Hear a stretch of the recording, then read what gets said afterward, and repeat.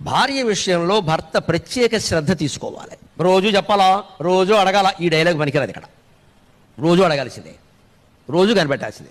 ఆవిడ కాస్త మంచి చీర కట్టుకొని ఏమిటే సూపర్ అనాలి. ఏ సొమ్మేం పోయింది అనవాయా ఒక మాట.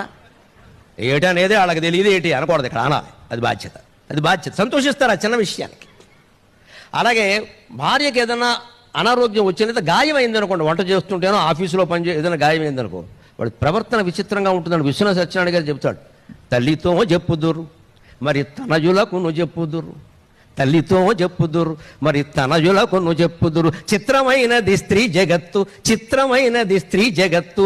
అతివ దుఃఖం ముగని భర్త అడుగవలయు, అతివ దుఃఖం ముగని భర్త అడుగవలయు. చెప్పకయ్య తప్పనప్పుడు చెప్పుదురది. స్త్రీ మనస్తత్వాన్ని కాచి వడబోసేశాడు విశ్వనాథ సత్యనారాయణ గారు. భార్యకి ఏదైనా గాయం అయితే ఒంటి మీద తల్లితో చెప్పుదురు.